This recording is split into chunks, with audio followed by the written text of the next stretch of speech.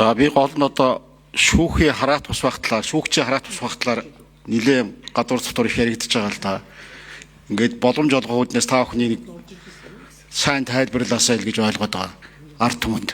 Энэ чинь бүгд хараа сонсож үлээгээс сууж байгаа шүү дээ. Тэр талаар бол манай инквилэг дарга шүүхийн ерөнхий зөвлөлийн зөмрөл хам дарга нар бол их сайн тайлбарладаг байсан. Энэ их зүйтэй юм байна. За хэдэн хүн огцорсон бэ гэдгийг би асуугаад байгаа. Шүүгч нараас хин одоо ямар шийтгэлээр тэгч вэ? Энэ зөв байсан уу, ямар байсан уу? За ахаад би хоёр нэр төвшгчээс асууя.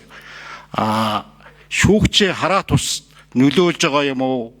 Энэ талаар одоо та бүхэн ямар бодолтой байна вэ? Хэвийн үйл ажиллагаа явуулахад өнөөдөр бол асуудалгүй юу? Одоо хин нэгэн шүүгчийг тэрний шүүгч, энэний шүүгч гэл ингээд нэрлдэг л дээ. Ийм байдаг. Та бүхэн ч одоо тэгээд за хичнээн хүнээс шалгаруулад энэ хоёр маань гарч ирвэ гэсэн ийм асуулт. За Ганбат гишүүний асуултанд хариулъя. Шүүхийн хараат тус байдалтай холбоотой асуудал асууж байна.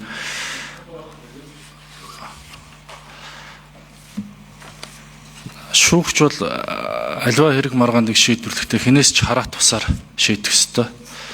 Энэ зарчим бол олон улсын гэрээгэрч тунхагласан шүүхийн шударга ёсны зарчим, Монгол улсын үндэсний хууль тогтоомжуудаар тунхаглан заасан энэ шүүгч хараат тусаар хэрэгээ шийдвэрлэх юм зохицуулттай. Ер нь бол Монгол улсын бүх шүүгч нар хараат тусаар ажиллаж чадж байгаа гэж ойлгож байгаа. 6 номерын микрофон золзоо шүүгч.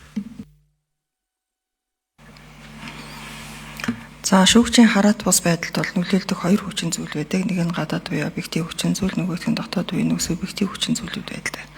За гадаад хүчин зүйлийн талаар бол бүгдээрээ сайн мэдж байгаа. За гадаад хүчин зүйлийг юу гэхээр шүүхийн эдийн засгтай холбож бол ярьдаг. За одоо ингээ хэвлэл мэдээллийн асуудлуудыг бас өгч ярьж байгаа шиг байна. За хэвлэл мэдээллийн асуудалтай холбоотой бол яг шууд нэрлэн зааж байгаа хүмүүсийг бол мэдээж сахилгын хороо болон эрүүгийн журмаар шалгахын эрх нь бол нээлттэй байгаа даа. Тэр хүрээнд бол хэн аль нь бол өргөдөл гомдлоо өгөөд шалгуулахад бол нээлттэй байгаа баха.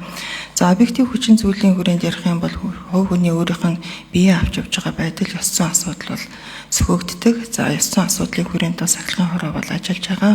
Өргөдөл гомдлоо гаргах нь бол нээлттэй байгаа. За миний хувьд бол сахилгын бол арга хэмжээ бол авагдаж байгаагүй. За тэр нөлөөллийн хүрээнд буюу нэг хараат бус байдал бол халдж байгаатай холбоотой бол за судалгаа энэ төр бол хийгдсэн байдаг юм байна лээ. За